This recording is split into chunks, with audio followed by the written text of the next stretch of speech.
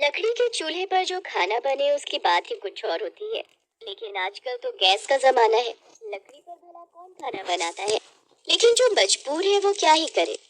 ऐसी ही एक कहानी है शीतल की। शीतल गांव की गरीब घर की लड़की थी। उसके माता पिता के पास ज्यादा पैसे नहीं थे, इसीलिए वो हमेशा से चाहते थे, हमारी जिंदगी तो खत्म होने को है, लेकिन हमारी बेटी शीतल को अच्छी जिंदगी मिलनी चाहिए। हाँ, मैं शीतल की शादी शहर के किसी अमीर घर में करवाऊंगा। शीतल की पूरी जिंदगी आराम से बीतेगी। लेकिन किसी किसी को अमीरी और सुख इतनी आसानी से मिलते नहीं है। शीतल उनमें से ही एक है। खैर, बहुत कोशिशों के बाद शीतल की शादी शहर के एक अमीर घर में हो गई। उसके पति का नाम प्रफुल्ल था और उन लोगों का फैमिली बिजनेस था। प्रफुल्ल और उसका बड़ा भाई महेंद्र दोनों मिलकर फैमिली बिजनेस चलाते थे। उनकी माँ जानकी देवी बहुत ही गुस्से वाली औरत थी। पहले ही दिन जानकी देवी ने शीतल से कहा, देखो छोटी बहू, मुझे पता है कि तुम गरीब परिवार से हो। पता नहीं तुम्हारे घर में क्या होता था।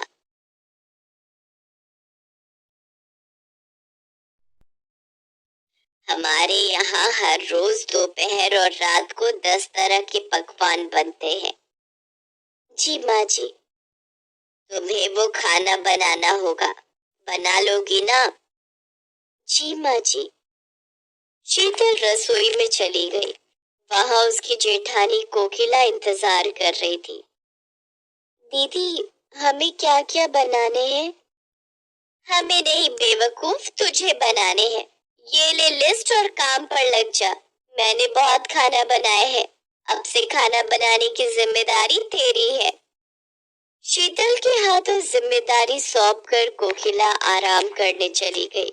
शीतल अपने मायके में लकड़ी का चूल्हा इस्तेमाल करती थी, लेकिन यहाँ गैस था। पहले तो शीतल को थोड़ी सी दिक्कत हुई, लेकिन कुछ ही मिनट में उसने अपने आप को संभाल लिया और 2 घंटे के अंदर बहुत सारा खाना बनाकर टेबल पर रख दिया। जानकी बहुत खुश हुई। अरे वाह बहू, तुमने बहुत कम समय में खाना बना लिया। वो बनाकर एक अच्छा काम किया है।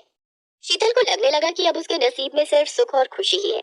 लेकिन उसे नहीं पता था कि जानकी के मुंह से उसकी तारीफ सुनकर उसकी जेठानी मन ही मन चल रही है। और महेंद्र ने सारा प्लान पहले ही तैयार करके रखा था। 1 महीने बाद अचानक से जानकी की तबीयत पूरी तरह से बिगड़ गई और उसे अस्पताल में भर्ती करवाना पड़ा। लेकिन कुछ फायदा नहीं हुआ, जानकी की मृत्यु हो गई। महेंद्र और कोकिला इसी पल का इंतजार कर रहे थे। वो दोनों प्रॉपर्टी और बिजनेस हड़पने के लिए फेक कागजात तैयार करके ही बैठे थे। जानकी के अंतिम संस्कार के तुरंत बाद महेंद्र ने प्रफुल्ल से कहा, प्रफुल्ल, माँ ने सब कुछ मुझे लिख दिया है। अब से हमारा बिजनेस, ये घर, सब कुछ मेरा है। ये सुनकर प्रफुल्ल की रूह कांप उठी। ये क्या कह रहे हो भैया? माँ ने ऐसा कब किया? झूठ बोल रहे हो।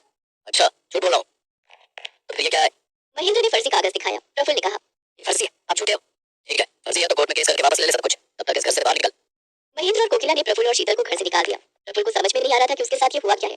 शीतल, ये क्या हो गया? हम तो रास्ते पर आ गए, अब क्या होगा? केस करने के लिए पैसे चाहिए, लेकिन बैंक अकाउंट में तो भैया के नाम पर है। आप चिंता मत कीजिए जी, सब कुछ ठीक हो जाएगा। कैसे ठीक होगा शीतल? सब कुछ बर्बाद हो गया, हम रहेंगे कहाँ, खाएंगे क्या? प्रफुल्ल पूरी तरह से टूट गया। उसे गरीबी की आदत नहीं थी, लेकिन शीतल तो बचपन से गरीबी में ही जी रही थी। वो प्रफुल्ल को लेकर शहर के मेन रोड के पास वाली बस्ती में रहने लगी। शीतल, आज तू ना होती तो मेरा क्या होता? मैं तो मर ही जाता। ऐसा ना कहिए जी, मैं आपको मरने नहीं दूंगी। रुक जाइए, मैं कुछ खाना बनाती हूँ।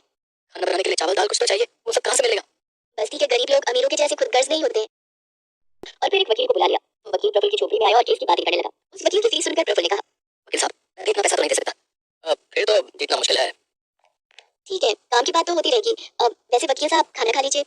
शीतल ने वकील साहब को लकड़ी के चूल्हे पर बनाया हुआ मुर्गा खिलाया। खाना खाकर वकील इतना खुश हुआ कि वो मुफ्त में केस लड़ने के लिए राजी हो गया। उसने कहा, भाई बाप, ऐसा खाना मिलता रहेगा तो मैं मुफ्त के केस लड़ लूंगा। और भाभी, आप यहाँ क्या कर रही हो? आपको तो कोर्ट के बाहर होटल खोल लेना चाहिए, वहाँ इतना अच्छा खाना नहीं मिलता है। आप चलिए, मैं सारा बंदोबस्त कर दूंगा।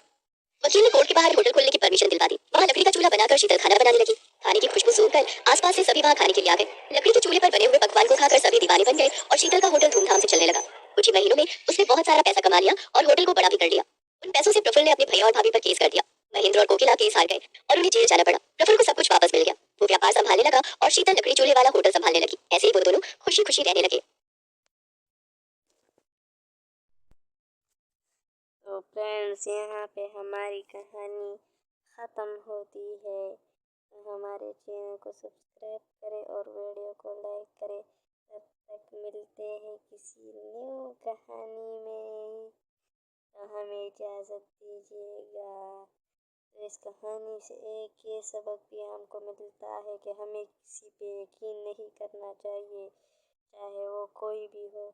ज़िंदगी में कभी भी किसी पे भी यकीन ना करो बगैर अपने माँ बाप पे। तो मिलते हैं नई कहानी।